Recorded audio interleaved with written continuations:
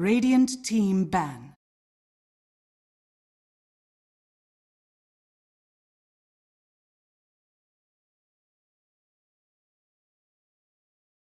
Dire.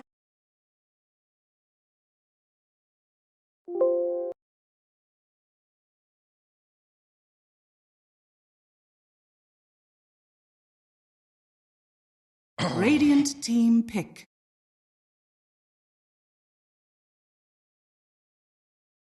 Dire team pick.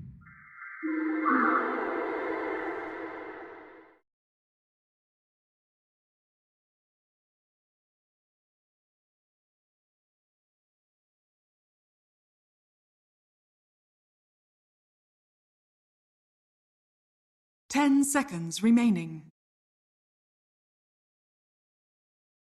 Game 1 of this Division 2 series between Entity and Into the Breach coming your way here at Dream League Season 16, powered by Intel. And so far, Entity, they are 2-1 and only dropped a series against the top dogs of Division 2 in the name of Brame.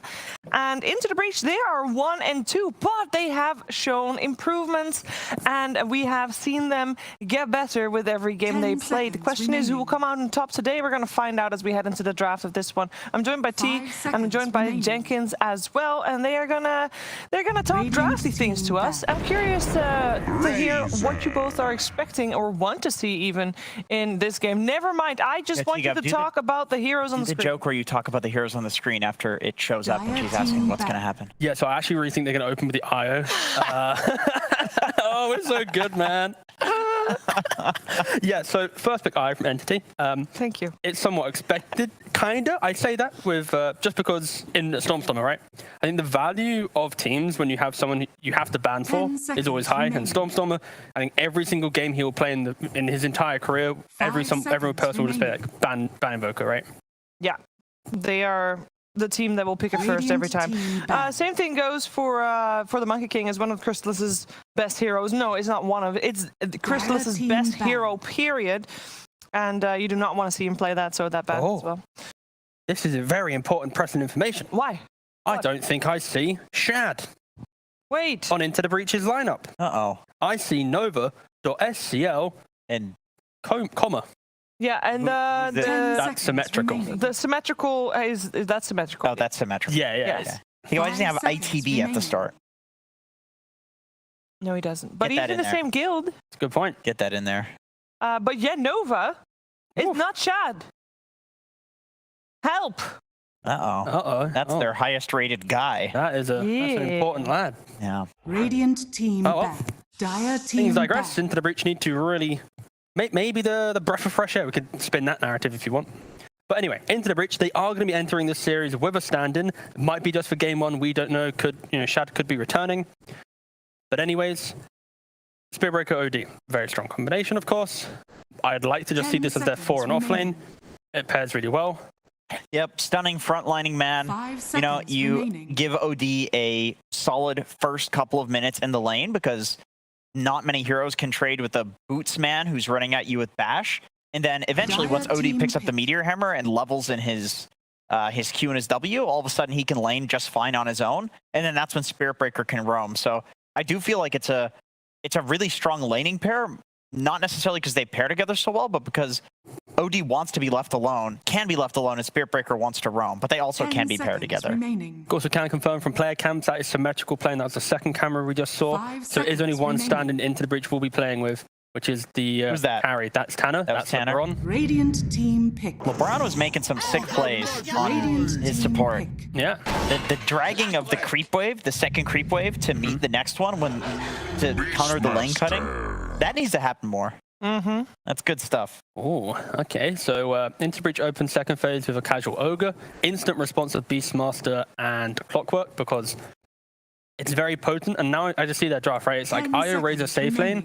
If OD tries to banish one, Static Link will be coming up from Razor. And then Ogre doesn't really fare well into heroes that kind of push, right? So Clock and Beast will thrive really much there. Some D push within the carry.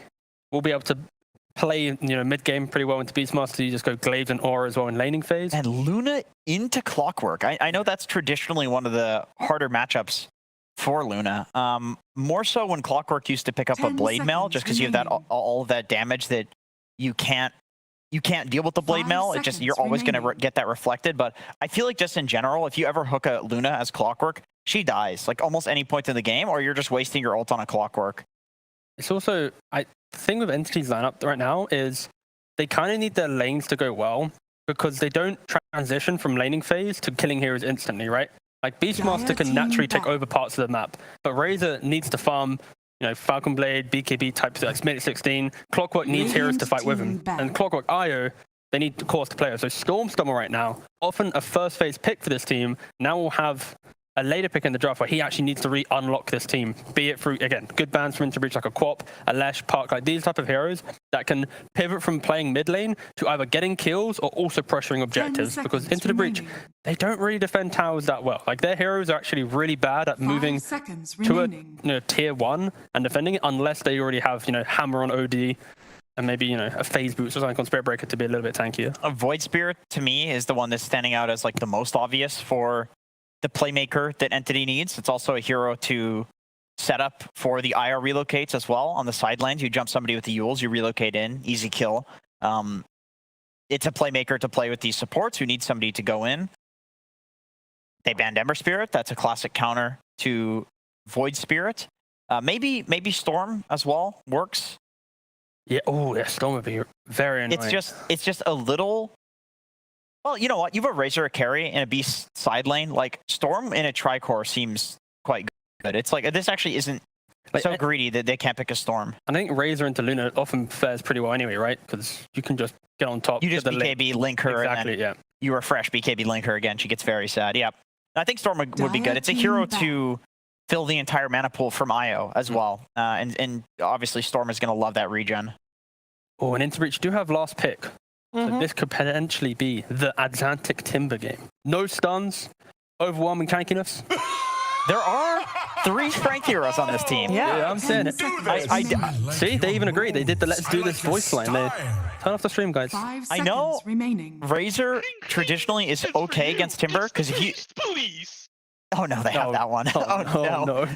If you keep the link through his chain, you just kill him because you have so much minus armor. But a Timber mid is a little different because you're going to get really high levels in the chain super early where you can actually break the Razor link. That's more of like an off lane counter, and you're so farmed that you're tanky enough to survive through the Razor. I don't mind the Timber mid, actually. The only thing is it's a little bit of lacking like heroes to go in and do stuff. They're really relying on OD having a good game and being able to initiate with Meteor Hammer if they do have a Timber mid, or Timber snowballing so he can frontline and just, be a Chad in front of towers.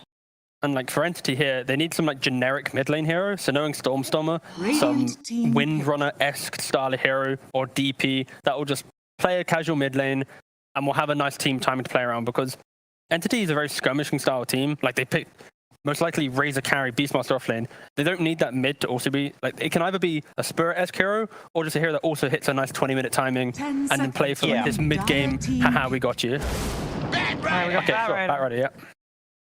It's not the greatest Batrider game. OD can imprison the lasso, so that's pretty good. You've got BKB piercing disable coming in from the Spirit Breaker. You can charge Batrider when he's playing on the side lane, so it's not a completely free bat game, but it's pretty good. It's up there. Like Luna, Ogre, they don't do much against Bat. You can do damage through OD's huge armor. You can chase down and kill a Spirit Breaker. So it's a good bat game. Not perfect, though. Does Into Breach now just pick, Storm Spirit themselves, can lane well into Batrider, punishes it like a lockdown? Okay, they go for it. They go for the Spirit themselves. That's funny, because, usually, like, I remember people picking Bat to counter Void Spirit back in the day. A few months ago. So long ago. But that was the counter. It is different now, though, now that Bat has been nerfed so heavily in the first, 4 or 5 levels, where the matchup's not actually that bad for Void Spirit. You just shove out the lane, go jungle, use those stick charges. I think the important thing about this draft is we just saw how a team, Tundra, they just tried playing into OD, but they had double stun in lane to deal with that 6-minute, 7-minute timing of Meteor Hammer. Entity don't really have that. They rely on, I guess, Fishman in this position 5 role to be in the right place to kind of walk in, batter assault, or cogs him. Poor Pudge lays down here, he not got entering the run draft. Over by a car. Yeah, unfortunate. His guts are out. Poor Pudge. Chilling. Those cards are really cool, by the way. But yeah, this lineup is very much like Entity is drafting with the confidence that they think they're the better team. Because they haven't really given themselves this like clean way to be like, oh, we'll win this late game, right? We're gonna crush the fight. I agree. I kind of feel like there's a lot of unanswered problems on Entity, but they're doing a lot of things. Like they have the Bat, they have the Beastmaster, they have the IO. These are all like 3 very specific playstyle sort of heroes where they're all active, but it's not like they combo that. It's just overwhelming, right? It's overwhelming. Like you have to deal with this, this, and this, but there's not a huge amount of synergy between the heroes. Well, we're going to find out how they're going to play that, and also we're going to find out how the stand-in will play on the setup Into the Breach. Let's check in with OD Pixel and SPG, see what they think. Prepare for Thank you very much, battle. Jimmy. It's game 1 of Into the Breach versus Entity. SPG, we've had the lineups, the drafts coming in.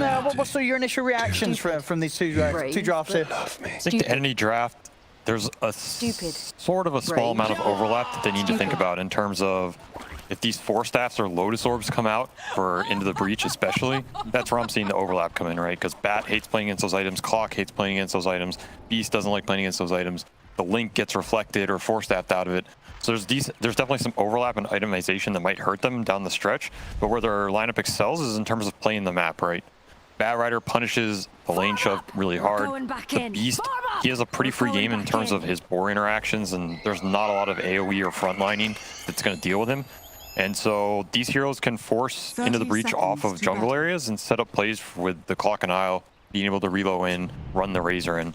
So it's a pretty interesting setup to the game. I think Into the Breach's 5-man is a little stronger, but if they fall behind, could get rough to get there on even footing. Well, definitely see Entity try and push that. As the panel mentioned, imagine that later on things are going to fall into sort of the lunar territory in comparison to Entity. But I guess at the same time, we have seen Razor match up very nicely against these sort of cores that used to do a little better on as the game goes on, with Razor just sort of being the beast that he is nowadays, especially when he's played in the safe lane. Of course, Chrysalis is hands. See how the lanes begin. Mid lane, the Bat versus Void Spirit.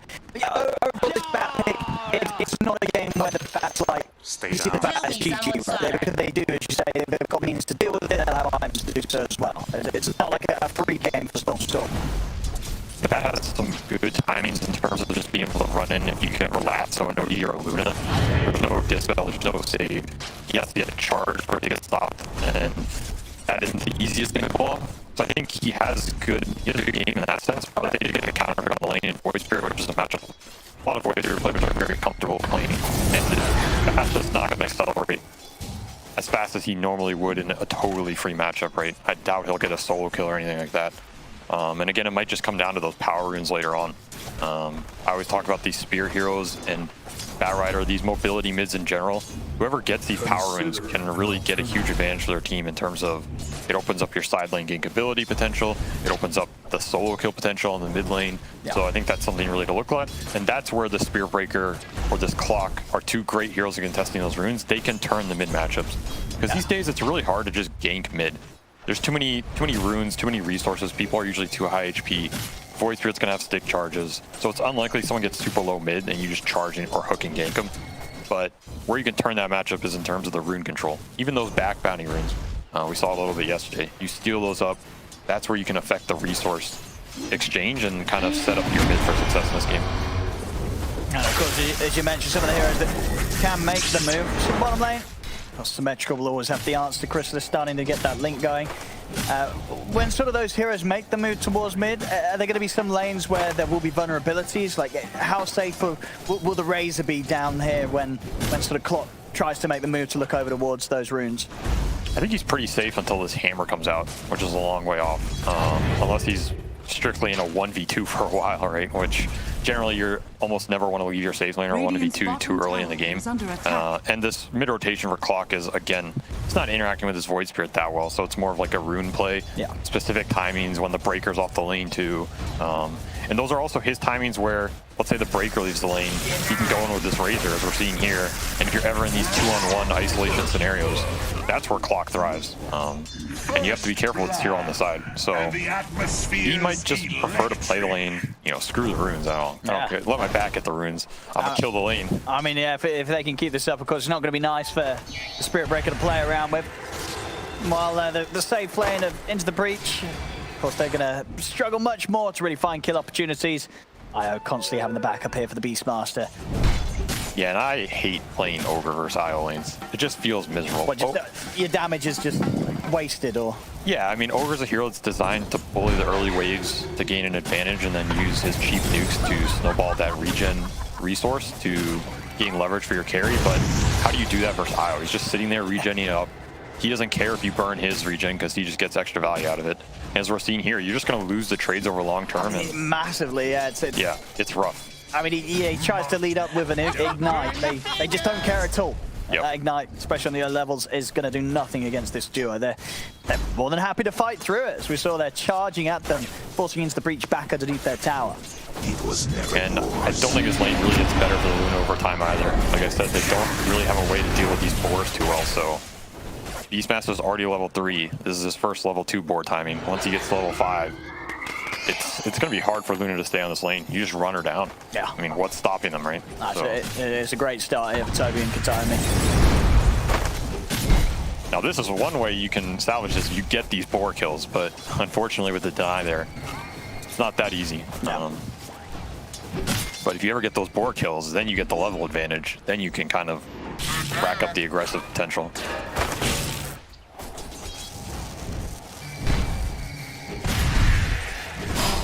Yeah, I'm looking at Katami, but again, they're just having a run. Spirits are out. I think the Spear build's also something interesting we've seen IO players consider more, at least since TI. It started to happen a bit more at TI as well. We used to just see the default 404, max that overcharge, just play off the right clicks, but getting these early Spirits, it can pay off in some of these lanes where you have that aggressive rundown potential. You just surprise people with the damage. Bottom lane, struggles continuing for Into the Breach. Crystallis getting a very nice long static link, and the two of them also pushed under the tower. Mid lane, good start here for Xantic. And we have seen Xantic on his Spirit Heroes have huge impact in the games. So this time, once more, we've got to watch out. Once that 6 is there, Xantic will be very ready to turn up. And with the way that Entity have been pushing Into the Breach right underneath their towers, this could lead to perfect situations for Xantic to come in with some solid ganks. Yep, there's a lot of turnaround potential in this game. I think whenever you look at an IO lineup, this IO's, he's always looking at mid, right? You overextend on mid, he's going to TP in. The Bat's looking on his side lanes if you overextend on a side lane. And I think this is a scenario where this Void Spirit wants to make something happen, but it's not that easy for him to just force the issue because the turnaround potential is just too high. And if you make the move and you get turned around upon, now you lose almost double the momentum in the game, right? Because it's a huge resource take from your mid, who he doesn't get the rune here. It's even more unfortunate. And then he has to come out of base after he dies in a play that gets turned around. So it's almost like a game of chicken. Who's going to blink first and overextend just that little bit that turns into one of these side lane skirmishes. Top lane, Tana. I mean, they'll try and make moves on Toby, but with the sustain of Katami, it's not an easy kill to have. Toby able to easily walk that off. I mean, he's already up the helm. It's not an easy kill. No. Even if you do bring in a Xantic, it's not necessarily going to be guaranteed either. That's a lot of sustain and tankiness here early on. See bottom, symmetrical, he has used the Astral, so there's an opening for Crystallis to try and get in. Come over the charge to hold him back, but they'll still be able to run down the OD, get the kill. Zapped your ass. Yeah, very nice. These kills on clock mean a lot. This is one of the heroes that probably uses early game kills the best in terms of how much it changes his game. The flow of a Clockwork, getting early kills and getting to a fast level 4 or 5 with boots is a completely different hero than if you're stuck at level 3. Especially against some of these heroes.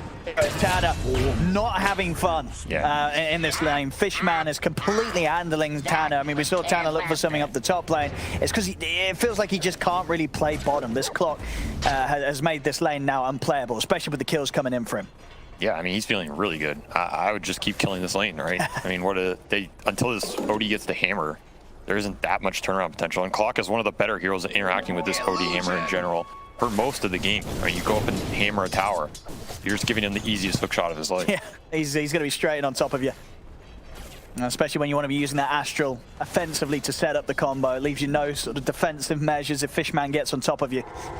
This game is looking rough for Into the Breach, though, already. Because, again, this beast, no one can come up here and really deal with him. He's having a free game. He's the highest net worth. I mean, he's going to kill this tower just by forcing the Luna off of it.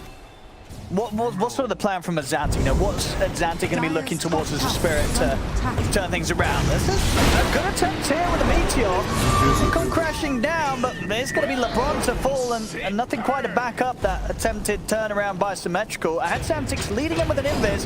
It's going to make the jump for Stormer. Hasn't quite got the initial burst, pushed back by the cogs. But the 2 steps already used, he's got nowhere to close in onto Stormers. The Bats able to step away. They don't find the kill. That top tower taken out by Toby and Katami's push. 3K lead already 8 minutes in. This is a very hot start for Entity.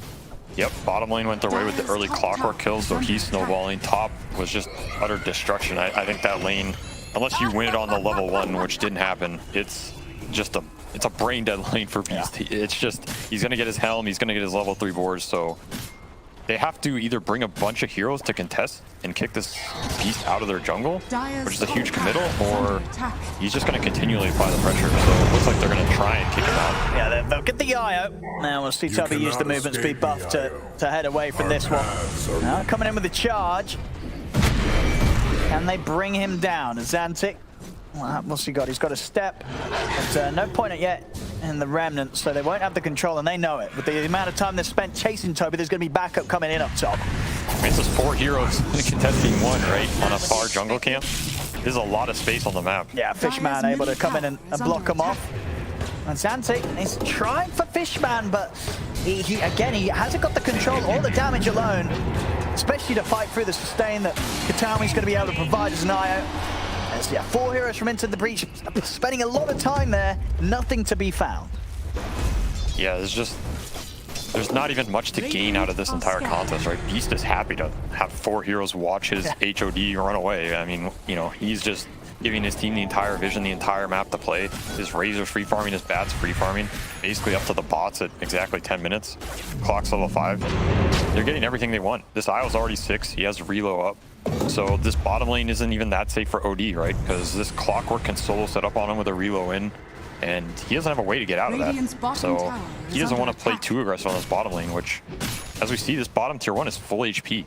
This feels really bad for an offlane OD who wants to be able to get the value out of the hammer and start opening up the map. Yeah, it just feels very difficult for Into the Breach to play aggressively as they want to with this hammer OD with Azantic on the Void Spirit, because of the way that Entity will manage to respond, unless they can just get the quick kill done so quickly. They've got to do it at a timing that leaves no chance for Katami to bring him back up. Even the smoke, they feel like there's nowhere to go, right? They're just kind of hovering in the jungle. They smoke 2 heroes, and now they're just going to run away. So they feel like the map is very claustrophobic, and the turnaround potential is too high. And I think in these situations, it can happen a lot in Dota. You need to force the issue somewhere and be cognizant that the turnaround is going to come and try and bait it out. So you want to go on somebody or dive a tower, fake the go, get a reload out, get some TPs out, force some action from the enemy so that these options go down, and then you can make a smoke play. But just smoking up when the reload's up, all their TPs are up, maybe they're together under a tower, the play option just isn't going to be there. I mean, how do you dive a 1400 HP Razor under a safe lane tower when there's this reload threat? It's just way too difficult. So you have to force the action out somewhere else so you can get a numbers advantage somewhere else on the map. And who on Into the Breach should be looking to force that? I mean, are you moving with the whole squad to force something, or is it just a couple of heroes starting a poke? Like, how do you find that sort of opening to get yourself back in after a rough laning phase? It's definitely difficult just because the Beast can force so much response on his own. Like, he's basically constantly forcing a number advantage just through his summons at this point in the game. But I think it has to just come from either the OD forcing the issue in a tower like this, or Void Spirit finding an opening in one of the jungle areas with his supports. Which they tried to do to a certain extent, but It's just a slow process, and Beast is just trading faster. Yeah, Toby Katami and Stormer just cutting down towers. As this one will go, no chance for Into the Breach to try any sort of defense. Stormer, he'll happily drop the lasso to pick up a kill. It's been pretty slow in the kill department. That's Entity always happy to throw some ults out to get these kills and just keep the game in a state that makes it very hard for Into the Breach to pull together any sort of group move. Yeah, they're not giving them too many openings here. I'd say it's either you smoke and try and kill this Beast, which is really hard because by the time you smoke on him, you're basically chasing him to the corner of this map. It's a pretty low probability kill. Or you can maybe smoke and kill someone on mid lane. Mid lane's another one of these areas where people, they can generally overextend on this area because they feel very confident shoving it in and trying to give us a super valuable vision. But Void Spirit double dash into a pull on bat, you charge him afterwards, is another area they can get this kill. I really like how Crystallis played this game too. He defended his bottom tower for a huge amount of time, and he stayed down here because he knows he's stronger, he knows he's tanky, and he wants to abuse this Isle. So he doesn't want to give this OD this tower for free, and he doesn't want to give Into the Breach this opening that they really want in terms of how to play the map. I like that they're defending this too. It should go well for them. So they're going to flame break, knock back onto Symmetrical. They'll come out with a self-astral. They'll try and go for the Eclipse. Fishman's just going to throw himself right in on top of the Luna. Odie will fall, the Luna as well. Tanner charges in, but they've already lost two. They're going with the combo of the Void Spirits. They'll kill Stormer, but it's cost them 3 heroes. Maybe more if Crystallis can get his hands on Tanner, and he can. The Eye of the Storm hits come out. Triple kill for Crystallis. And Xantic also having to head back. A 4-for-1 trade into the Breach. They try for something down bottom, but the Entity just make it too easy holding onto that tower and turning the fight around. Yeah, this is just where the turnaround potential that we talked about is way too high, right? Razor just runs in. He doesn't care who's here. He's basically a 2,500 HP hero with Io tethered to him. Back gets the TP on the tower. Clock has the freest hook shot of his life. And Into the Breach just doesn't have the early damage to be able to take these heroes down before the stack damage of the Bat and the stack damage of Razor ulti adds up. So this is a really large move in the game. It takes a lot of the tempo. And Stormer, he's been able to find the grab onto the Luna at the same time. Hook shot in the corner, they're caught Symmetrical and LeBron in the back of it. They'll swing over towards them as well. And Xantic's going to jump in with the Remnant, but it's off the mark. Doesn't get a catch, so LeBron still to fall into the Breach. They'll try and turn for the Astral Hammer combo onto Fishman. Charge across the wall from Tanner. They'll burn Fishman, but it will cost Tanner his life. And Xantic desperately trying to get back up to the high ground here, but he's low mana. The Spirits are going to be coming in. Crystallis, he wants to go for this. He'll have another field in a second, and Xantic turns for the ult, but the Spirits will finish him off. Katami takes him down behind his tier 4. the glyph though. He'll die for it, but a trade that he'll happily have dove for, as that's the mid going down, and Xantic's game continuously just getting slowed down as they kill him off. Big pull coming in handy there. Get that extra little gap close for the spirits to hit. Yeah, you can't underestimate that little movement speed buff. Yep. And they're gonna go straight into the Roche. Early Vlad's on the Beast. There's just no way to contest this. There we go, Tanner. He's going to try and get in for the big interruption, but he's going to get stopped. Hook shot and the roar. Tanner, he'll go down. LeBron, nothing to be had here. Sandy's going to jump in, but he just hasn't got the damage to fight the four of them. He's got to get back out as quickly as he jumped into the action. As Entity, they'll finish this Roche. It'll be all theirs as they can keep the pressure up. 15-4, 6K lead. Now you have an Aegis on Batrider, and they are still defending this bottom tower. Where does this Luna have to go to farm? Radiant are scanning. It's hard. Difficult game for Luna to find any safe spot. I mean, this hero farms fast. Her net worth looks high, but this is also a hero that wants to be the highest net worth in the game. Use the early farming rate, be ahead in levels. You know, you look at this net worth and you go, it doesn't look that bad, but in reality, if you're behind a Razor with a Luna, it's not the greatest place to be in, and it just represents how contained this map has been for Into the Breach. Again, this Beastmaster is just doing a huge amount of intangible work in this game, and he's already up to Helm of the Overlord. It's amazing timing for them. This is a really difficult fight. Tanner, able to charge, come back for the flame break. A hook shot from Fishman, finishes off LeBron. They're trying to run, but the slows and the chase is too much. Fishman jumping forward with the tumbler story to block off their escape with the cogs. Will secure the setup for Symmetrical to also go down once more. Isn't it magical? As it's early days, but this one is looking like a rough one here for the Into the Breach. This is not going to be easy to turn around. Yeah, by no means. Beastmaster and Bat are two of the heroes in Dota where if you don't have good ways to go and skirmish these heroes early, they just feel way too annoying. They take away too much of your map too fast. Yeah. And it's way too easy to get sucked into fighting these heroes. I think the only route to victory almost at this point is to dodge their own jungle, go bottom, bait someone hitting this tower, and try and get a numbers fight. I think they had one window. I mean, this Beast actually still doesn't have a TP, so that window still exists. But there's always this reload potential, right? So that's why these fights bottom just haven't gone that well for them. There's just not that much else they can do in terms of getting an advantageous position. Dire's top tower has fallen. Top tower taken now up to the double digits. 10k lead, 18 minutes in. DD Rune available here top for the next move. Toby now with the full drums over the upgraded Elm. Some very quick time is coming out for him. As Entity as a whole, their 3 cores holding the top spot. Luna still trying to scramble back close. And Xantic on the look down bottom. And Stormstormer hiding in the trees. Gonna try and start things. Gets the drag back onto Symmetrical. And underneath the tower, Man Astral alone and buy him a little bit of time. The whole team of Entity pretty much tight enough to surround him. He'll pop the ult. It barely tickles them at all. Setting up on the reload though. This is one way they can get a numbers advantage, but might just be too slow. What they have done here. Luna coming in with the Eclipse, but they're ready to tank it. The BKB is already done and ready for Crystal. It's time for the standard move onto SCL. The Luna goes out. Roar as well. It's going to be close to a cleanup. Only Xantic avoiding this, and they'll tap out. It's a fast one. It's a painful one for Into the Breach. 19 minutes. Losing the game here to Entity as after seeing this game 1, I don't know if game 2 is going to be any less rough. This seems to be a bit of an outclass. I think the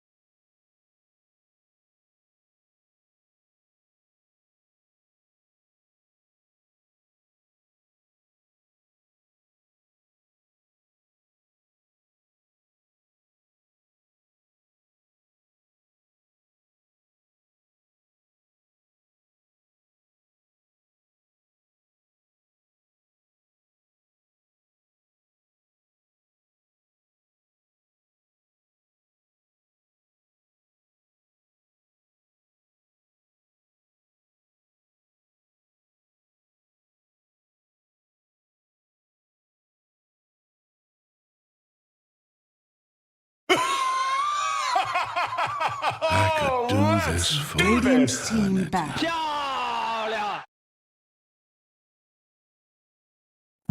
Ladies and gentlemen, it's time for Game 2.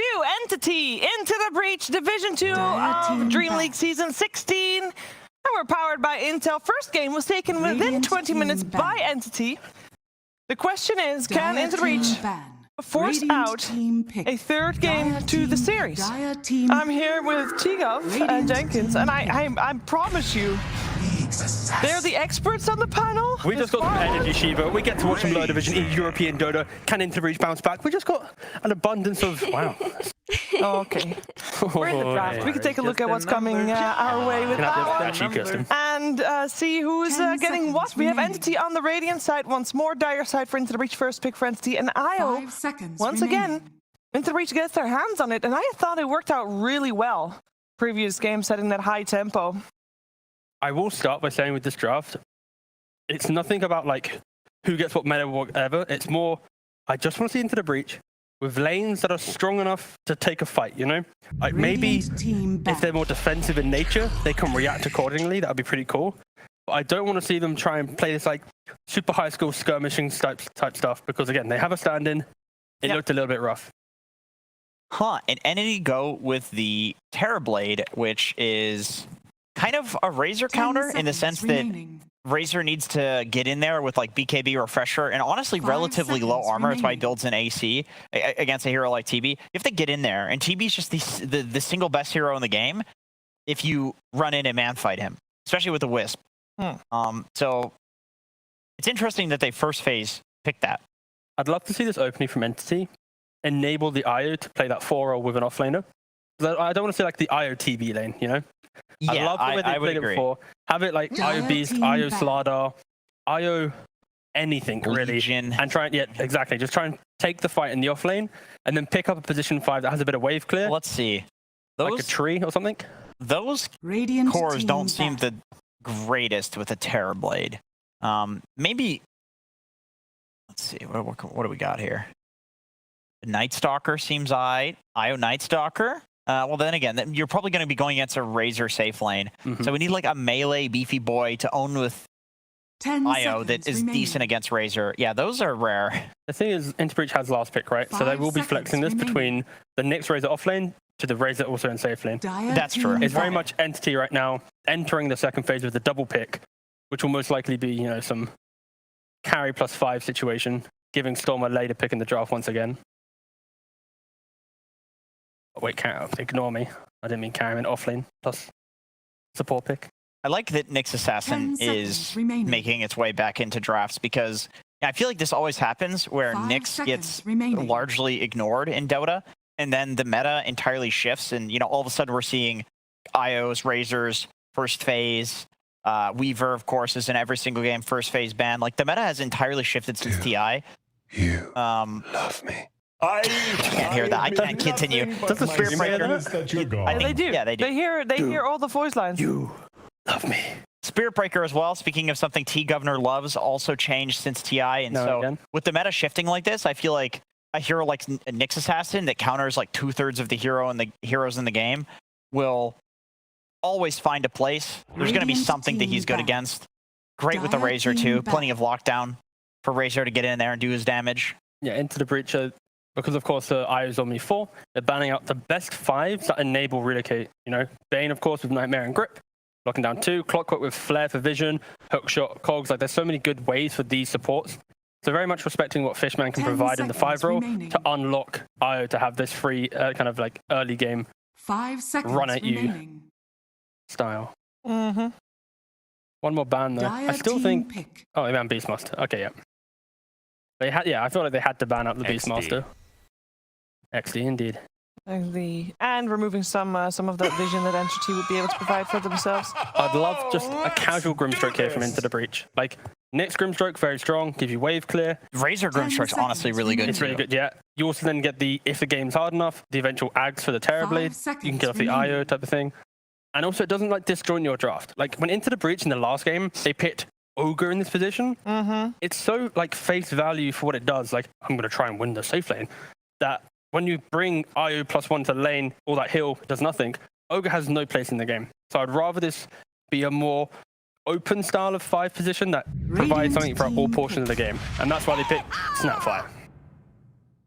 Yeah, I mean, it is honestly a lot better than an Ogre. It gives you options. You have a lot of things you can do in the lane. You can either max the Q and the W or the W and the E, depending on what you think you need. You can go for minus armor, heavy burst. You've got a cookie to play with your teammates. You have an ultimate, which is set up by Nyx that does a ton of damage. 5 seconds You can remaining. pair like the Nyx and the Razor together to get kills. You can pair the Nyx and the Snapfire together to get kills. There's a lot more combinations between these heroes than like with the Ogre. Okay, Disruptor, yeah. Wind Ranger. And, active Wind Ranger. And Wind Ranger. Yeah, that's going to be the Storm or Windrunner. Most likely, Maelstrom, BKB. I have to ask with that pickup. I mean, in terms of tempo setting, we saw, of course, his Batrider previous game was pretty high tempo set with that one. Are we 10 looking at seconds NT remaining. setting another high pace with this so far? Depending on their offlane. 5 Right now, seconds Windrunner remaining. doesn't like their tower being hit too early. It's about like the best games for Windrunner is when there's no objective pressure and you can just farm up mid lane. You get 2 items. Yeah, exactly. that's the play. Maelstrom BKB, then you're chilling. You can also fight on Javelin or Maelstrom timings if it's like really obvious. But Entity, this is going to be a much slower style of game where they're going to be pushing out their waves, farming up. Once every core gets 1 item, then they'll probably group and make something. Play on the positioning because of course they have Relocate, they got Glimpse, they've got a lot of ways to kind of manipulate where they want to take a fight. And also I feel like this offlane pick for Entity, if it's like, again, I'm not seeing it yet, but depending on Interbreach's pick here, if it's that annoying IO pairing, that could just unlock the game where suddenly Windrunner and Terrorblade just play behind it, right? I'm kind of feeling Venomancer. And I know IO Veno sounds weird, but they've actually done it before. They've done the IO Veno. The spell amp is kind of cool from the IO. It's pretty cool. And I think just you're playing like a regen-based hero with a harass-based hero, so that's always going to be pretty good. You're going to win the regen battle. It's just something that Razor doesn't like to play into. Yeah, it's Vision as well. It's a hero that can delay the game for both the Terrorblade and the Wind Ranger to get farmed. It's a damage dealer. They need a lot of damage right now, at least in the early game. Are we not liking these voice lines again? I mean, it's nostalgic because again, Ag's Labyrinth, the 10 best seconds event game remaining. in Dota history. So when I get to hear that soothing voice 5 of seconds man remaining. himself, I hated it at first, but now I like it. Yeah. You're right. It is nostalgic. That was like a year ago or 2. time Are flies. you gonna play with console controller? I mean, Yeah, I'll give it a go. No. you're gonna give it a go. Also, I want to. I might do it for a video because it's funny, but it sounds really hard. I thought I'd mention this. Just because you start playing on a controller doesn't mean that you can make a Smurf account and say it's my controller Smurf. Sorry. You have to. If you play controller, you're still on main. Well, just What? play your controller main, which would be a second account. Yeah, but that then are we? It would be your controller Smurf, it would be your controller main. So yeah, of course. are we saying that we're enabling new accounts to be controller mains? Because I'm worried that could be something that happens. Well, But if you can play actual Dota with a controller, It'd be like, if you play on a controller, are you making a new account to start again on a all controller? right, what about if I play with a dance pad? I mean, I wish I could. I've dreamed of the day that I could. that would be pretty good for I wanna your play Bristleback. stamina. Go. Dude, you'd be out of breath with it. I'm out of breath right now. You I'm literally struggling. walked past. Whoa. the No door. shaming, Shiva. We're in a safe space right now. Please, no shaming. I would play Wraith King. Oh. Yeah, just pass him. So Viper, Wraith, yeah, go for it. Easy. All right, Drow banned out. We are looking for a carry for Into the Breach here. Of course, we're looking 10 for a seconds hero for remaining. Coma, who is the stand-in for Shad for their lineup. But we're most likely for Coma, depending on where that Razor is going. There's still some flexibility there with We're going back depending on what Symmetrical is going to play. And we got a Solardar removed on the side of Into the Breach. That would, of course, be a 10 hero seconds for Toby. remaining. The IO heroes. Yeah, that makes sense. This 5 does make me feel like it's seconds remaining. probably going to be a Razor offlane if they're banning that. I would really Team enjoy. ban. Yeah, okay, they banned Naga. I think PL is still on the cards for Into the Breach. Oh, yeah, that's good. But Entity could just go Underlord to cover with a pick, right? But the reason why I like PL is just because, of course, into TB, Disruptor I can't do anything. The real thing here is, though, Windrunner can destroy PL. If you know which one's the correct one in the fight, you just focus fire. 10 You're going to be able to seconds kill him off remaining. throw. Yeah, every when he fight. jumps, you keep the focus fire on the real Exactly. target. So it's 5 pretty seconds devastating. remaining. But I could easily see this being like a, Night Stalker ban from Into the Breach, Underlord pick Entity, into then, probably can't PL, but probably still picks it type of thing. Like, or even an, actually, no, that's way too. I like the draw band. It would have been really good against TB, who is all base armor. You tear through that, of course, and Wind Ranger, who Radiant you get team pick. evasion piercing with the There, okay, Legion ban instead. Okay. So Viper, or sorry, Veno still on the pool. That's what Jenkins likes. If they vent out, I mean, PL would be just Yeah. a god tier. Everything in my body screams that Into the Breach wants PL right now. Dire team. And that's why they pick Underlord. Lycan. Oh, I will tell you that they played the offlane Damn. Lycan in the 13 Well, it is and Toby. 39 minute second, 13 minutes and 39 seconds game that they played against Bald. Everything we just said about Entity being like, okay, they're waiting for Windrunner and TB. Now 10 it's seconds whenever Lycan has remaining. ult, they're going to be able to just play behind it. But I feel like Puck, Snapfire, Nyx are very good against this type of draft. And there's GLC PL. Your comes out. hero. Oh, okay. This is the classic game of, we saw, I think, with Chicken Fighters, where it's like, it is a really good PL game if you just survive the 30-minute onslaught of just things happening in your 30 Yeah. minutes. Yeah. And we just went Into the Breach lose because they couldn't muster any defense to things happening in their face. So I'm a bit worried, but it's a much easier draft for Into the Breach this time. You know, Puck, Snapfire, Nyx, they kind of play themselves in a defensive nature. They just need to make sure they're in the right positions to coil the Lycan, to prevent the Windrunner from locking onto the PL. Then maybe it can go their way, but... So you think they have a better shot this game for Into the Breach compared to previous game? Yes, but again, Entity's lineup is just innately scary in their ability to go from objective to objective. Yeah. I feel the same way about their draft, where I feel like it's less lacking in synergy because at least, you know, they have the TB plus Lycan, which is some combination. They still have the map synergy. They're a little lacking on stuns, which can always make if you fall behind, you just look awful. But they have this crazy run at you potential, just like in the previous game. And I can't help but think that that is just going to happen again, given how hard the first game was for Into the Breach. Can Into the Breach survive for about 30 minutes? Without losing too much, without losing too many buildings. That's basically the question that we're looking to see answered here in game 2, and we're gonna find out together with SVG and ODPixel. Thank you, Steve. Yes, game 2 coming up now between the two of them, Entity and Into the Breach. Game 1, of course, a rough one for Into the Breach. SVG, do you think they have a bit of a better shot this time round, and that we might be on track for another stomp? I think their lineup's a lot more well-rounded. They have a lot more to deal with some of the early aggression that comes out in terms of some better Prepare early game for battle. spells. The supports are a bit more robust, but there's definitely still a bit of you know, this Lycan comparable to Beast last game. Is there much that's stopping him having a free lane and taking the game over? This PL is in an entirely free PL game, that is for sure. If it gets to the point where he has items, he will 1v5 straight up, but can they get there? Some cool things in this game though, this Lycan IO, something LGD ran a lot at TI. You can get the HOD on the Lycan, give it to the IO, and you can just play like more IO tethering this Dom creep. Yeah. It's surprisingly difficult to deal with in the early game for a lot of heroes, just because the move speed increase, the tank ability. So it's some cool stuff there. Even these like tethering wolves and playing early in the jungle. It's a nice little combo. You can also Ags Bite Terrorblade. And if he metas, he's a ranged wolf. Yes. And there are some interactions where after he metas, you don't even get to see his attack projectile. So he's just biting you from like 400 or 500 away. Getting chunked. Yeah, it's very scary. So that's a long way away, but it is an interesting interaction. Into the Breach went for this Razor Nyx combo. It's something we've seen OG pick up a bunch. Kind of a well-rounded opener. You get this Razor core with a Nyx who protects some of his bad matchups. You get to play the map pretty well. So their draft's pretty robust. They get to flex it to last and pick up a PL in a free PL game, and this game's all about just buying time for him to get there. Yeah. And we saw last game now, Xantic had a pretty decent lane, but had a tough time really using that with his movements with the Void Spirit. Things a little easier for him to find opportunities as the Puck this game. Yeah, it should be. I think the Coil can do a lot for his supports in order to help him set up kills. You talked about Snapfire coming in, especially with his level 6 ult, or Nyx coming in with follow-up stuns and mana burns, especially mana burn on Wind Ranger is really annoying. Does a decent amount of damage and the double stuns. So the Coil's looking pretty good in terms of every time he casts it, they should be able to convert on it. It's just a question of, is he able to play on the aggressive, go around the map, coiling people to set up for subs, or is Lycan pulling his supports off the map and then he has to coil defensively in a fight or something like this, right? That's where you don't want to be in, because the IO is still providing a decent amount of tank ability. Lycan's not the easiest hero to bring down. So you really need to maximize the stuns that Into the Breach has in terms of syncing those up with your early game damage.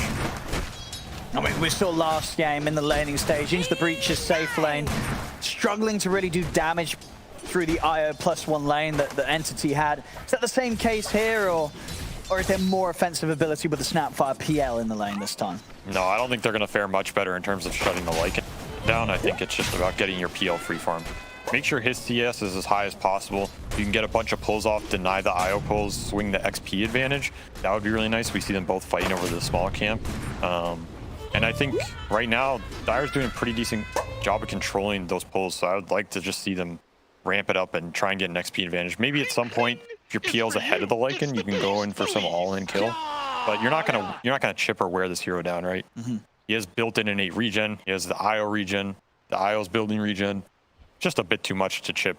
Snapfire is not the best long-term chip hero. He's more of a wear you down a little and then go all in for the kill with a cookie setup or some of those minus armor dual lanes. Snapfire Centaur, Snapfire Ursa, these types of side lane kill lanes, which can be good against IO, but you have to set the lane up in a position where that can happen. So that's what I would like to see in this lane. I guess they're going to take a 5-man breather here and think about it. I mean, it's never really a good sign when a whole team decides to DC, but by the looks of it, they're just all relogging here as some packet loss here and there. So they're just checking out the new battle pass. I guess so. Trying to reload the cosmetics. There's always a little bit of attention around those sort of updates because you never really know if it's it's knocked some code in the wrong way or something. When those DCs come in, you're always wondering if they're going to be able to get back in. But it looks good. Looks like everyone's going to be able to return. I think they purposely plan the patches for in the middle of DPC matches. Oh, it makes it more exciting. That's how you can tell who's Valve's least favorite team is. For that, they time those releases. They're targeted. And we're going to get them this week. I do hope so. Of course, we had a lovely patch for content and cosmetics, but still waiting for that gameplay patch. That's the one we're still hoping for. If you're creative enough, any patch is a new patch. Wait, what? What do you mean? Like, I mean, you can always just try some funky new stuff, right? Oh, I see. So you're saying it's on the teams, really? They just got to play as if it's exactly. Don't let the meta confine your creativity. Let's do this! Looks like things should be set to roll, hopefully, if everyone's solved their packet loss issues. I've been seeing a lot of these 4s go 5 or 6 mango build. It's kind of interesting. Are you a mango kind of guy? No, I actually despise the item. That's why I think it's funny. Really? You don't turn up to lane with mangoes? No, I feel like every time I've tried this, I end up at 6 or 7 minutes with 4 of them still in my inventory. Now, didn't get much use out of the regen, but I can see some arguments for it. Some of these high nuke off lanes, you can kind of use them on your ally, keep the high pressure up, and then he doesn't have to spend as much on mana regen. I think that's when it pays off. Yeah. But you should keep an eye on it. This Nick still has 5 mangoes in his inventory at 10 minutes. Oh, nice little dodge of the cookie stun there from Tami. Tethers over. Bottom lane. Gotta be careful, the meta's up. Crystallis is able to take down one. Doesn't look like he'll quite be able to get Tanner, but still heavy damage done as Tanner has to back off. And always a little bit of a spooky thing to see. And Terrorblade in the safe lane getting that first blood. Yep, that is one of the worst heroes to give it to in terms of his acceleration. And they played it pretty well. I think a lot of times saving this meta for a level 2 or level 3 timing, just playing the early waves of reflection is the way to go. And they definitely benefited from it. This reflection spell is really underrated on lane. It's what kind of helped this hero come back into the meta when he was gone for a long time. Just people figuring out the dual lane synergies with him, getting this reflection to help their support trade, get the extra hits in. These things add up a lot in terms of even just the first minute or two.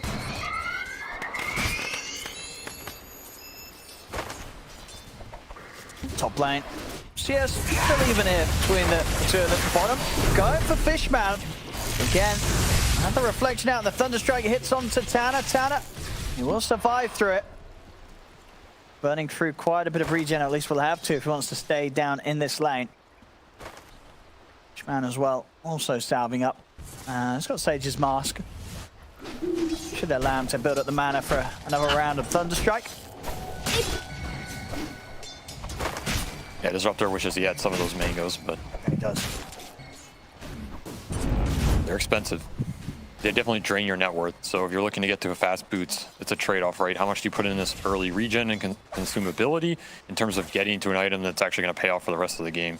So you don't want to sacrifice too much. Was that smart? You always want, I mean, it's always nice to sacrifice so your core gets the payoff, but there's a downside too. I mean, that is a lot, yeah, you saw there. 1.1k consumable gold spent by the Nyx Assassin. That's a lot of money. And it's money he doesn't get back, right? It doesn't benefit him almost in any way. It's just to make sure the lane is going good for his core, which it's a hard lane. This Razor TV matchup, we saw it got drafted first phase. It's by no means an easy matchup. Ah, nice blast here from LeBron. We're called at Sees an opportunity to take down Katami, as Katami and Toby were playing very aggressive, trying to get hits in underneath the tower. Yep, punish the early aggression, get that all-in kill. That's where Snapfire shines. Just huge burst on the close gap. I mean, this is going much better, the lane this time around for Into the Breach top. After what was a very rough game one laning stage against the Beastmaster and the Io. This Lycan's still ramping up though, right? He's got to his helm. He's not going to get forced off the lane, so might be a kill here or there, but in terms of the game progressing, Lycan's pretty much on track to hit his timings, and his goal should be this tier 1 tower top, forcing P out of the area, and at some point swing through the jungle of this tier 1 mid. And after that, it's about the Roche. They've got no regen up on this top lane. Yeah. It's coming out in the courier. Just the soul salve here. All of us. SCL will be fine. I mean, LeBron's just super low though, right? You can vary these styles for your PL, but he just goes back in lane and he gets chunked again. You get stuck in these regen loops. They tend not to pay off in the long term. As we see bottom, TB and Disruptor are kind of stuck in their own loop as well. So even though they got the first blood and they're quote-unquote winning this lane, the CS is pretty even between the Razor and the TB, and I think this is an outcome that the Breach is happy with, because this Razor was thrown in the offlane last minute for a carry pick. So you can't really expect that type of pick or situation to win the lane or destroy it. So they're going even, especially with a Nyx, who most considers kind of like a payoff hero. The early game is the roughest portion for this hero. He just wants levels. He wants to get pulls off. He wants to trade kills. Any of that type of stuff he's happy with. He's already up to level 4.5. He's not feeling too bad. As long as he can get to his boots and bring some of that net worth to himself instead of his core, you know. Can't feed your core mangoes all game. Nah, not no. It's going to burn through quite a lot of money. Bottom lane though, Master Tanner did go for the quick trip back to base under the tier 2. Could leave Symmetrical on his own, and Symmetrical plays a little too far forward. Top lane, come in with the tether. I mean, a bit of a turnaround though. LeBron's taking heavy damage. He'll go down. Toby's still being kept alive here by Katami. As Xanti surely has another round of burst to kill him. Falls in, will be able to finish off the kill. Dire's structures are fortified. Very nice rotation. Anytime you can shut down these tempo off laners before they get to their timing, it's a huge gain for your team, right? Because you're extending the window this PL can stay on top lane, and then when this Lycan comes back, he's not going to be level 5 and PL is going to be level 6. So PL has a better option to go jungle and ignore the level 6 Lycan timing. They might even have an option to come up here and kill him again when he gets to that level 6, right? So every little bit you delay, again, his HOD gets delayed a little bit too. So these little things add up. PL might even be able to, he's getting this pull off, he can kill this hard camp. There might not be a large creep for Lycan to take when he gets to that level 6. So these are the little things that are going to add up in terms of when we talk about buying time for PL to hit his timing. I mean, they're doing exactly as you thought they would. Look straight towards the Lycan again. Yeah, Dream coil up. Oh, great coil as well. Catches him on the edge. They'll get the Io. They probably won't get Toby as backups in from Stormer. So they can run down and Xantic. That's some nice blocking indeed. And is it going to be enough? They're going to need a power shot to hit, and they do. Stormer with the snipe. And now with the rundown onto LeBron, they get both of them. At the same time, Crystallis, was that a bit of solo kill action? I think it might have been right. It was just him and Symmetrical down here. Yeah, I guess so. Okay, they have Fishman. Fishman was there with the control. Of course, Crystallis easily able to offer up that damage. Yeah, it's just, you can't get the link damage fast enough to outpace the meta levels at this point. It's a very rough situation for the Razor. He needs help to stay in this lane, basically, and it's not something that Into the Breach wants to be doing because they're devoting resources to try and slow this Lycan down, right? And this top play not going well for them.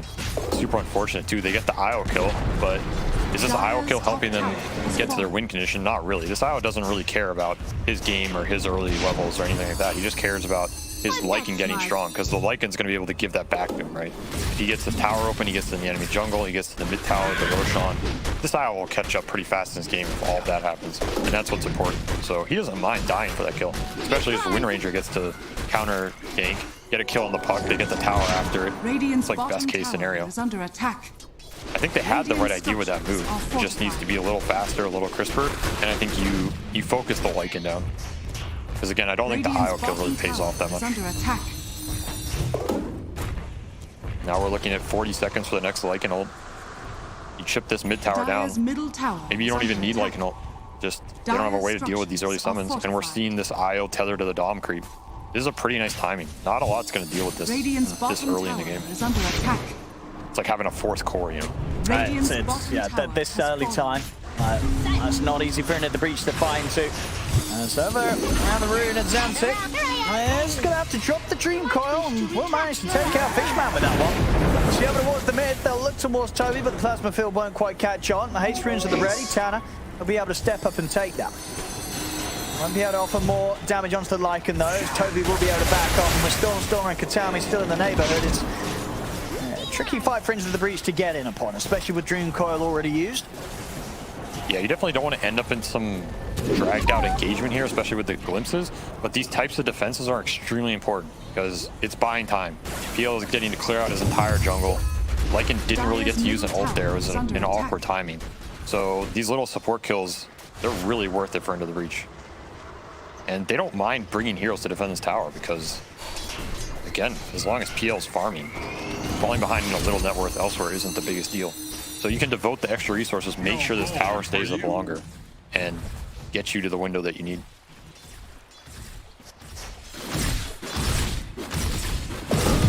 See, Entity want to try and push up for this, but as you said with the setup, Into the Breach have, it's a little tricky. Tanner, let's start getting some info with the Vendetta, see the progress that Crystallis is making in the jungle. He wishes his TB were half HP, you know, just get in there with the quick boom boom, but he's gonna have to call support over. It's getting a little deep. They deny mid. They'll smoke up and try and make their way over, but imagine how long's Vendetta got left? He's got a few seconds. I mean, I don't know if they're gonna catch him here. It's gonna be pretty close. That's a little ambitious. Yeah. Not gonna make it this time with the smoke. They might get him on this mid wave, but his team is also smoking around, so he's really close to tier 1 here. Can they burst him? Backup comes in. Static Stroke's going to be dropped in return though with the drag back of the glimpse. They'll be able to set up onto Xantic as well. A little too dangerous of a place to make the play. Entity completely prepared to back up Crystallis under his tower. Yeah, I think it's just way too greedy to go on him there when the whole enemy team is missing, basically. I also just don't think this is a game where Into the Breach can be too greedy in terms of their aggressive play potential. If you find that terribly in the jungle and you can make the play quick, that's great. But these prolonged smokes, or looking for the aggressive plays on the enemy side of the map, they're almost never going to be to your advantage because, again, your game plan is buying time for PL. And the Entity's super happy to take basically any fight in this game. If you're going to give it to them, that's all the better. Cost them even less, right? They're just there, happy to clean up the kills. So it's not about, oh, you should purely be playing defensively in this game and stalling for this PL, but you want to set the things up with the appropriate parts of the map so you don't get punished too early. That bottom. And for Storm, they get the wind run off in time with the bolt charges. Into the tree, Stormer's fine. And even goals like this are really nice because you're forcing reactions, right? They get the reload, they get a TP out of it. These types of things are amazing to slow down the game, and you don't have to get some crazy kill out of it, right? They're going to get a lot of net worth or map trade out of this small move that it doesn't directly pay off, but the indirect effects are pretty nice for them. Now I think it's about this Lycan. He wants to use his ult. He wants to use his early Vlads, early HOD, combination with his Terrorblade, progress the game. So get a good fight, get a gank into a Roche, something of this nature. Hey, Nia. Gonna go for the coil up top. See what sort of backup Toby can get. He's doing his best to try and dodge the kisses, and he'll be able to do so for the duration of the coil and get himself to the safe side of the river. The combo alone, not enough to get that kill done. It's another little poke play that you got to liken all out of it, right? This is another window that goes down for Radiant. These are the nice little plays that can stall the game out in your favor. It's the beast, please. Progress for the PL does still go very well here for Into the Breach. Chrysalis, of course, a little ahead, but it's not to say that this PL won't be able to turn up with quite a punch with the farm that he's picking up. Yeah, I mean, he can even join fights now. It's not as if he's weak. They really have almost no AoE to deal with him. So he's invincible in the fight as long as he doesn't get folks fired by Wind Ranger because she knows who the real PL is. But if you doppel in, you have a bunch of illusions. By no means easy for them to take him down. We'll see Fishmap. The Static Storm down, and the Thunderstrike that will finish off Symmetrical. Shackle out, won't latch. Quick cookie to try and get Tanner to safety. They're going to look to chase this down though, Entity, as they've got their eyes on towards Tanner. Absantic jumps in with the silence and will dissuade them from moving up to the high ground.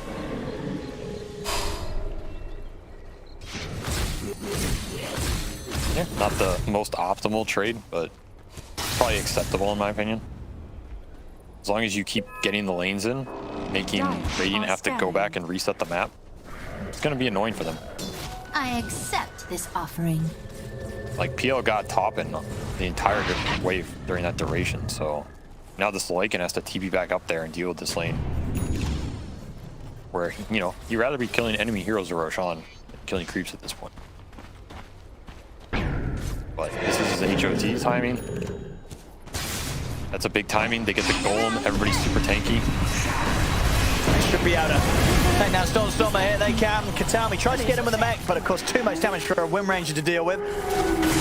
Look to see if they can get back in on the fight though, with Toby charging off the back of the ult. They get the glimpse back onto Symmetrical. This Razor will go down for sure, especially with Chrysalis turning up. It's the Breach. They've got to try and get away now from this ult as Toby's going to keep chasing onto LeBron. LeBron will turn with the blast. Damage from Toby and his summons is too much for him. Chrysalis also able to get a reach in onto Tanner as the controls there from Fishmap. And I wouldn't be surprised to see him go in the pit off this. They still have a decent duration on the meta.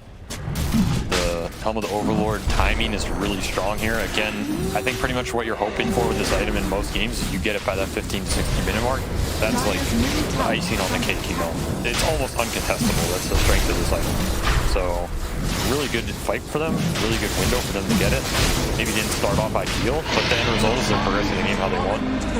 It's just a question of, again, these little trades. They'll add up for this PL because he has not joined a fight yet. He has not. So he's the secret weapon waiting in the wings, so to say. Yeah, it's going to be the difference maker potentially when he turns up. Still not quite at the point where he wishes to do so. And I'll start working on the top lane Entity. Eyes on the tier 2 and with the push of the Aegis on Stormer. Might be a difficult one to hold. Into the Breach are eyeing it up. They have the Dream Coil and Kisses back up in 20. There's some sort of fight to be had.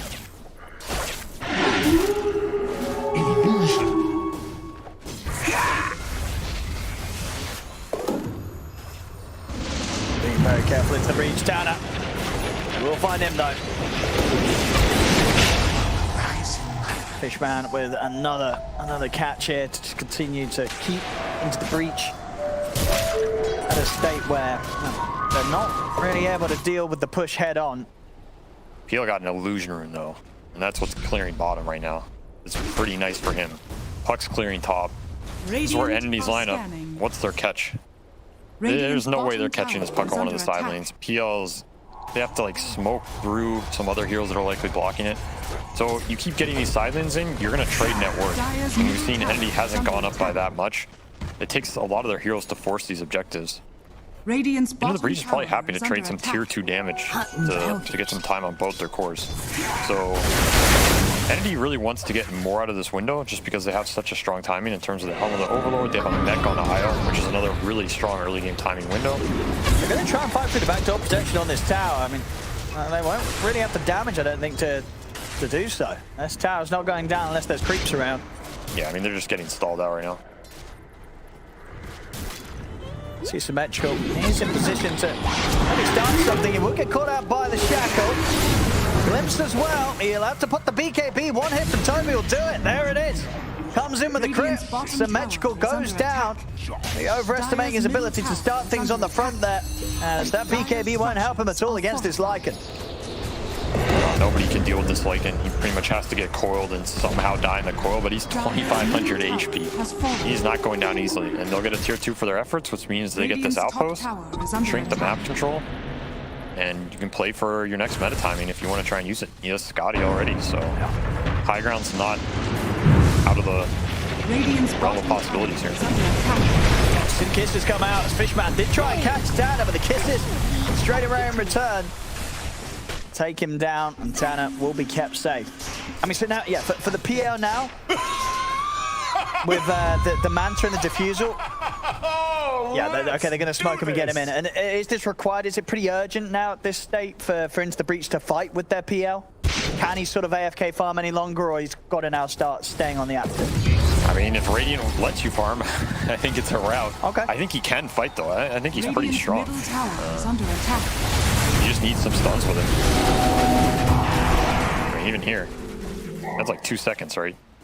Zero does a crap ton of damage. Yes. And there is not a lot of way to clear the illusion, so his damage output will remain high throughout the fight. It's pretty much only Wind Ranger gets his ult on him. So I think Into the Breach should actually be kind of looking for fights here. There's no Lycan ult. He doesn't want to come back to here. There's no Static Storm. Not much to be afraid of as long as Nyx can find the initiation.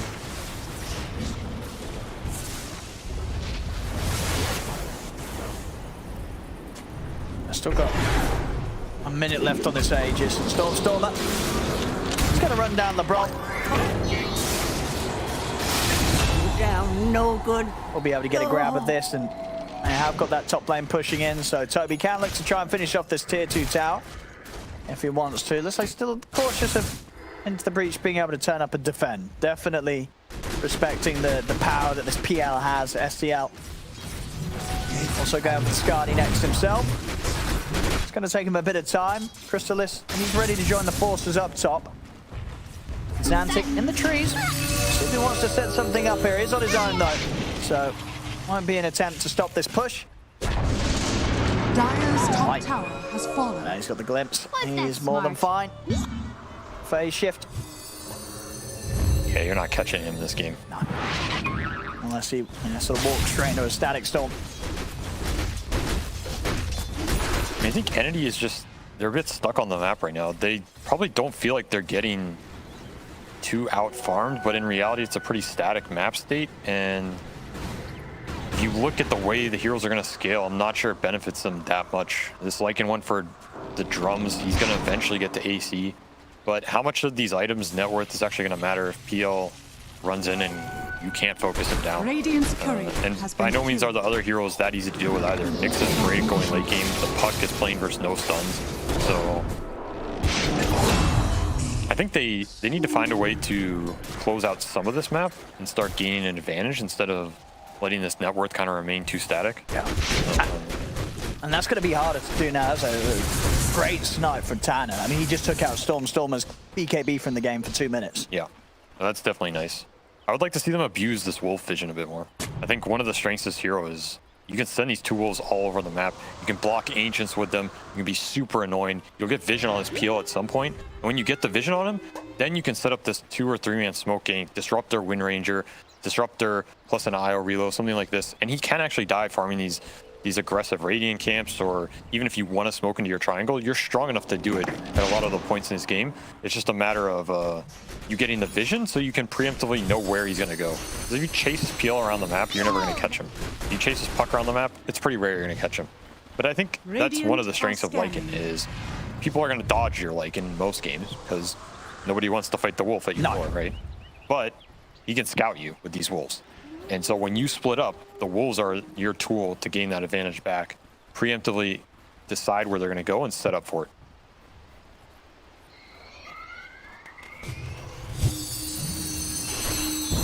Smoke time from Into the Breach, but hard to find the setup, especially when they're having to deal with these pushes that Toby's pulling off in the mid, keeping that wave in a way that never really getting close to the tower and allowing the breach to dive with. Yeah, I mean, these types of like 5-man smokes are just never going to work in this game because Radiant has too much ways to gain information too quickly. This wave just runs down mid, no one's showing top. All right, guys, 5 heroes off the map. They were all basically stuck in their triangle. There's only one thing they can do.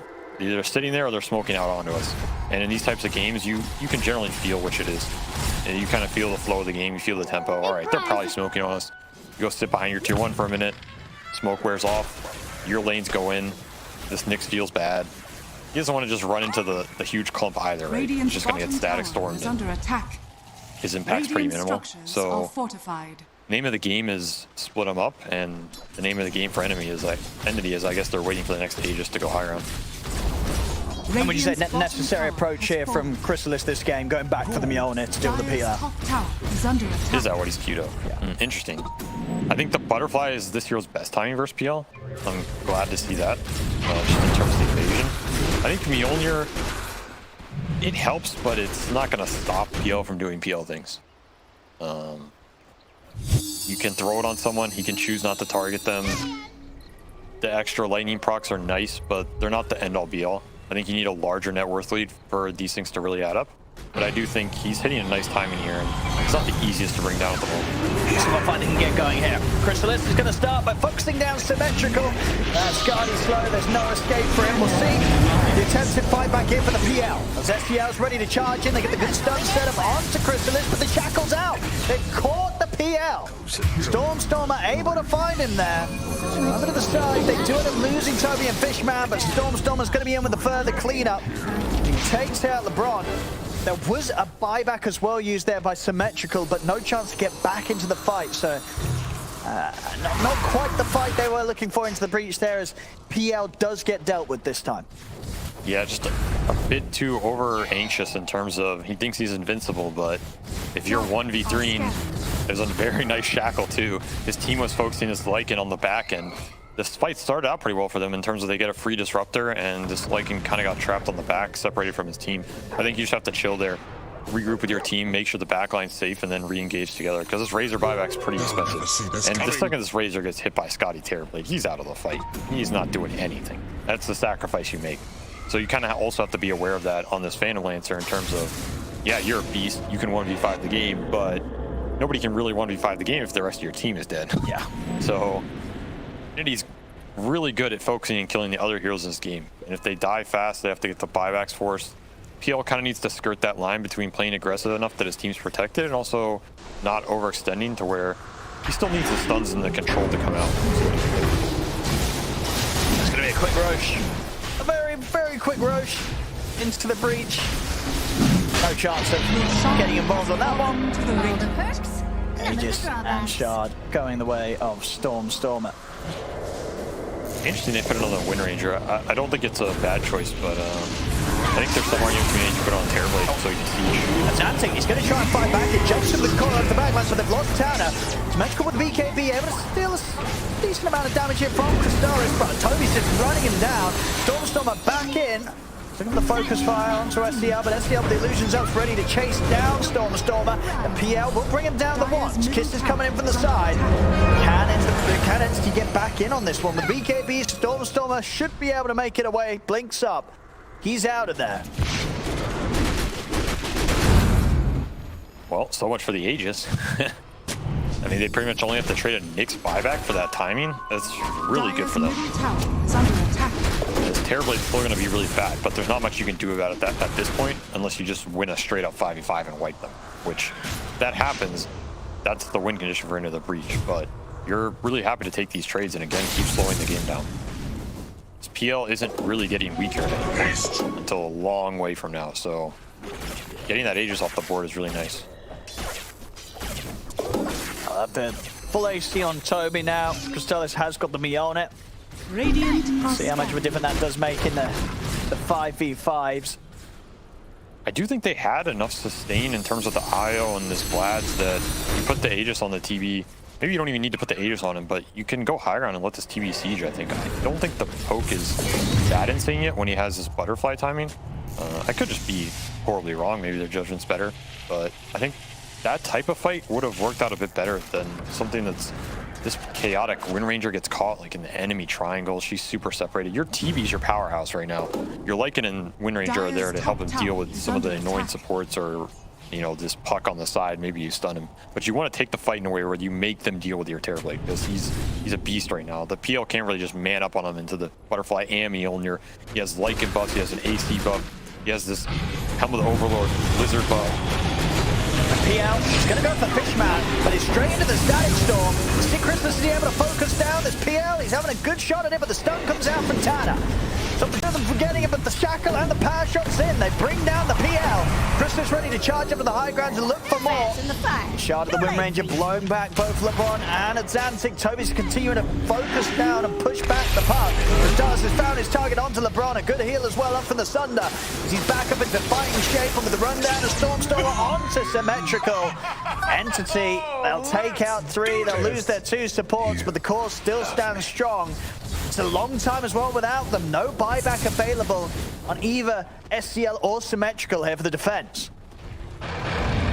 Dire's middle tower. Yeah, once again, Peel tries to man up in the fight, but once they find the real one and they start focusing down, he gets hit by that Scotty. It's just so much damage output gets lost. This is where the synchronization of Puck and Nyx being able to get in there with him and stun the TV, stun the Wind Ranger so that damage output isn't coming out. That'll buy him the space in the fights, but it just hasn't been there. I mean, of course, the base just gets taken down so quickly by this push. Disintegration. I wonder if they might have just been able to go drone. I mean, the speed that they're taking these structures down. I think you could still go drone here, to be honest.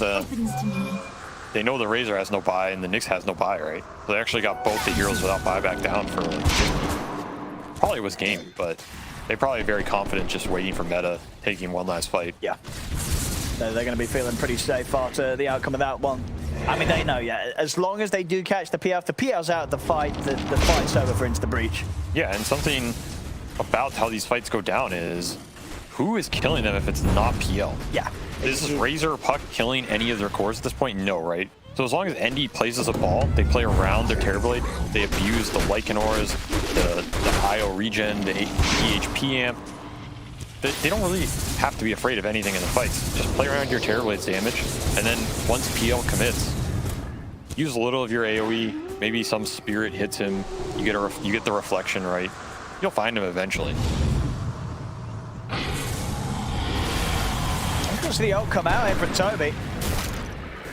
I know that they tried to commit for this one. I mean, LeBron will get taken down. See PL now try and turn. He looks over the wall to disrupt and gets him out of the game. Storm sucks him with the BKB focus fire onto Zantic. PL staying his illusion over the wall to Toby, but Toby's able to kite it out, get healed back up. He's still trying to commit in onto the Iron, see if he can take him down. Toby's still alive. The Static Storm's out. They trap the PL. Power shots in. The PL to fall. Out for 80. Tana goes down as well. There's going to be 4 heroes dying on Is the Breach. Zantic buying back, but no chance of turning around that fight. As this time, this may be the window for them to end the game. Metamorphosis is still up. 3 heroes out. No buybacks available. Katami knows it. He's going to buy back and help Entity end the game. Massive amount of attack speed damage here. You're not surviving this one.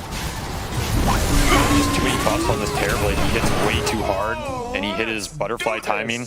Nice pause, but he hit his butterfly timing, and that is the best window for Terrorblade to gain the advantage and close out against the PL. I feel like Entity just knew the way they wanted to progress the game, knew the windows they wanted to hit a bit cleaner, a bit faster, and they got there. I think there was an opportunity for PL to join some of those earlier fights with the diffusal timing, the diffusal manta timing, but the smokes got dodged or they couldn't force it. He's not a hero that can just go in the pit and force a fight at the pit like a Terrorblade Lycan line.